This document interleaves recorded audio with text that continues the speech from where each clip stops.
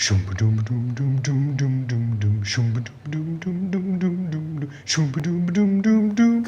for Cat.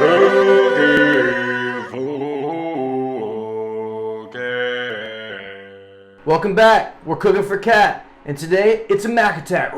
We're making America's favorite side dish, or sometimes entree, macaroni and cheese. Easy, breezy, cheesy macaroni and cheese. We're gonna start with a nice cheesy bechamel. We're gonna top it with a gremolata, or gremolata is kind of a fancy term for breadcrumbs, right? It's breadcrumbs supported by some nice herbs usually. Today we're gonna do some bacon, because who doesn't like bacon and mac and cheese? Vegetarians don't like bacon and mac and cheese. If you don't want to use bacon for this, feel free to substitute like some dried shiitake mushrooms. Would be really great on this. So mac and cheese is a really great way to use up some scraps you got laying around, right? So I have some milk left over from a batch of ice cream that we did. I got some Gouda left over from the pizza episode. I've got some white cheddar because I typically always have some sort of cheddar laying around. And then I have some Parmesan because I always have Parmesan. Gouda's nice and creamy. Cheddar's gonna be nice and rich.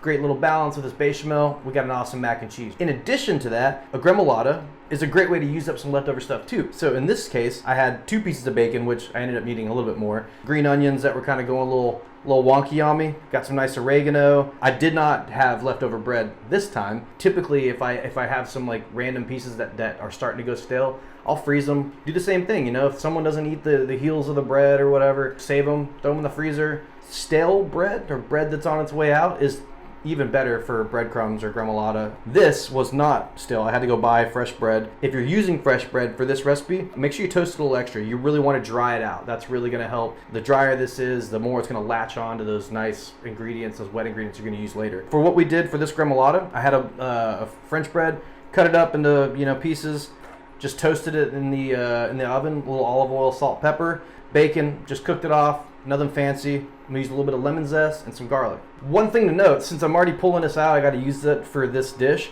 I went ahead and took a whole onion and I just went ahead and put it in the food processor, smash her up, good to go. Cool? Just gonna take your bacon, you want it to be pretty crispy. Bread. Alright, so once we pulse this a few times, we'll knock everything down. We'll add the rest of our ingredients in. Got that started, we'll go and add our freshies. Get our herbs in here. Some fresh oregano. And as far as herbs go with this, I mean, really anything, it's whatever you want. You know, I've used thyme if I have thyme, rosemary works. All right, to that, we're gonna use, I would probably say, 2 cloves of garlic in that, and the zest of a lemon. Okay, a little bit of salt. We don't need much since we got that bacon in there, obviously, right? Safety first. So to this, I'm going to stream in just a little bit of olive oil. Don't need much of this, just a little olive oil, kind of help bring it all together. This is it. So, I mean, any kind of breadcrumbs you're using for any other dish, maybe you're buying packaged breadcrumbs. You don't need to do that. Just use your scraps, use your leftovers. You can use this for about a week or so. Cool? Alright, boom, power of TV, right? Everything's cleaned up. Bam, look at that. Ooh, I missed the spot. Okay, on the topic of the gremolata, right, you can change your texture. Like if you want it thinner, you want it thicker, or coarser, more finely ground, it's whatever you want, right? For this application, I like a little bit of both. Crunchier, crouton-like bit here and there, and then the rest is just kind of like a salty sand almost. Bechamel, bechamel, bechamel. So check it out. Bechamel, super simple, classic sauce. Like, you need to know how to make this. You can improve a lot of recipes and a lot of things by knowing how to make a bechamel, right? So any casserole you're making at home that involves a can of cream of mushroom soup or cream of chicken or cream of whatever, right? Essentially, all that is a canned bechamel, right? You make a bechamel from scratch. Obviously, anything from scratch is typically going to be healthier, right? It's just butter, flour, milk. That's it. All right, so I'm gonna get this pan low to medium heat for my bechamel to kind of kickstart flavor.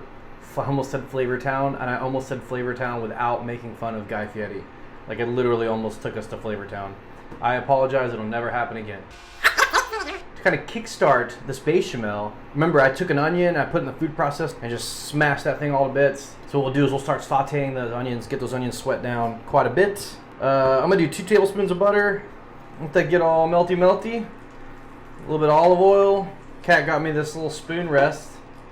Yeah, isn't that cute? It's almost like, hey, quit making a mess in the kitchen.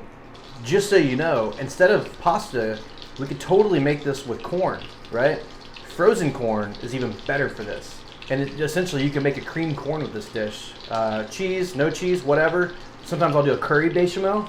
Get some curry powder, you know, fresh garlic, lime juice with the corn, and do kind of like a curry creamed corn dish. Fantastic. There we go. Okay. So to this, I'm adding my 1 onion, just minced to hell. Going salt, pepper, a little bit of pepper. Good place for chili flakes if you're into that. When I first met Kat, she was like no spicy. Our first date we had falafel, and I think the falafel was too spicy for her, right? But now, fermented her own batch of like chili garlic paste, which is, to me it tastes like candy, but that's her hot sauce. Okay, let's talk cheese. You know, I had some white cheddar.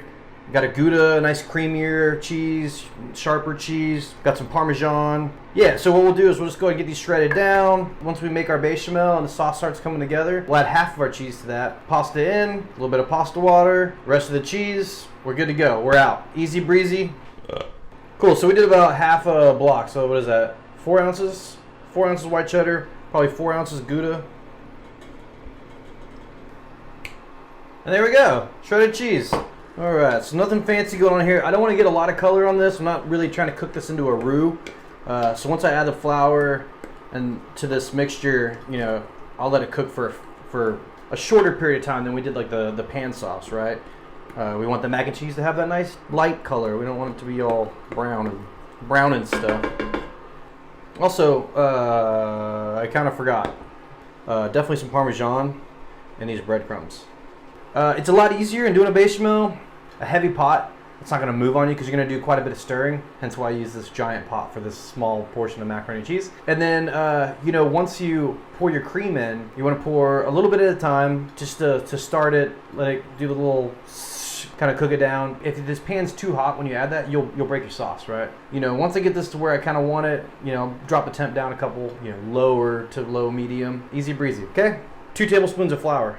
So flour over the top like this. So we're going to stir that flour in. Immediately it's going to start thickening, kind of like a little, almost like a little dough. That's good. Alright, so once this is all trying to come together, see how it's kind of sticking to itself? It's ready to go. Milk.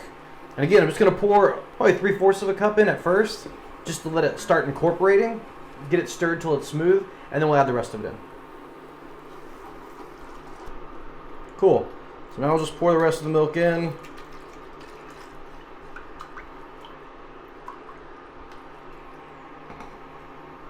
Let's go make sure you have a pan on, get your water boiling, get ready for pasta time, and you definitely make sure you want to season this with salt.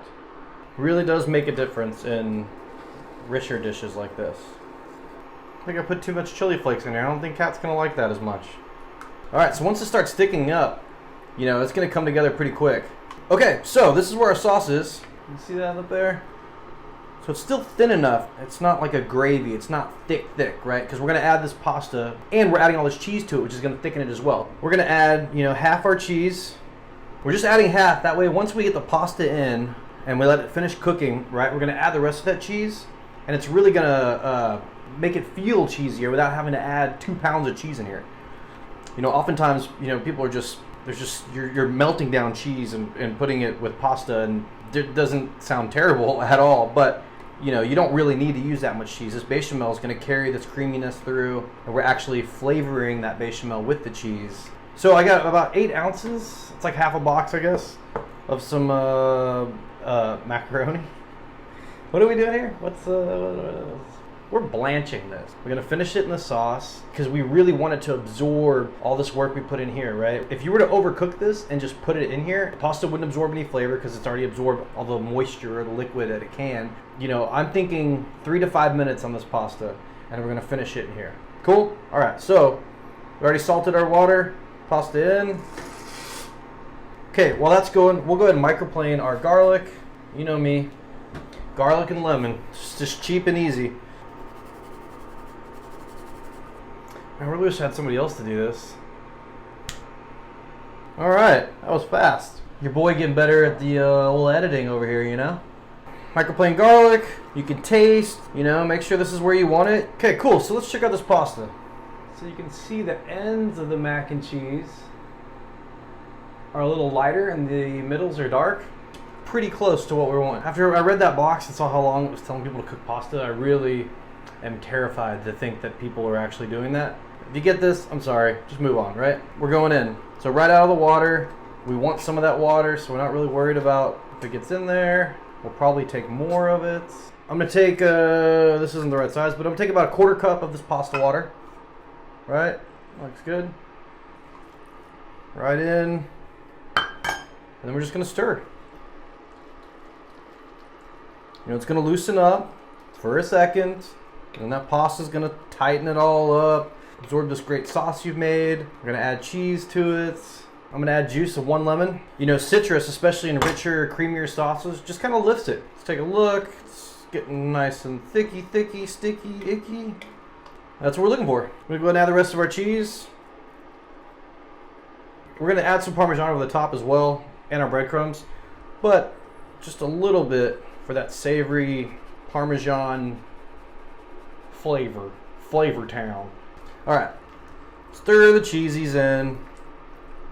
You're gonna want to taste here, you know, make some adjustments if you need them. I know that I'm gonna add some more salt. I know that I'm gonna add some black pepper. Not too much. The gremolata is gonna add a lot of flavor to this as well as texture. All right, well, I'm gonna grab a bowl. Feeling pretty good about this. It's mac and cheese. There's only a million different ways to make this. Not gonna say mine's the best, but it's pretty easy. It's cheap. Okay, I'll be back. All right, let's plate up some mac and cheese. It's just a little recap, right? A little recap for you. We made a gremolata, right? Fancy breadcrumbs. We took some leftover bread, some bacon, some herbs. We did oregano, green onions, lemon zest, salt, Parmesan cheese, and black pepper. Put them in a food processor. We took some random cheeses we had in the fridge. I had a Gouda, I had a white cheddar. We made a bechamel, which is flour, butter, and milk. Seasoned that bechamel with our minced onions. We boiled some pasta, put it all together, a little garlic, a little lemon. Beautiful, beautiful, beautiful. Easy breezy, super easy dish, super cheap, super fast. Stir this before it burns. Well, oh, a little Parmesan on top. Yes. Yes, ma'am. Well, I'm Corey Howe. This is Cooking for Cat. I hope you learned something. Did I learn anything today? No? I hope we're all staying safe and we're enjoying each other's. We're being nice to people on the internet. Just be sweet. Anyways, all right. I hope you enjoyed this recipe. I hope you get to make it. Let me know what else you want to make, right? If there's anything I can do to help, call me, text me, hit me on the DMs. All right. I love you guys. Thank you so much.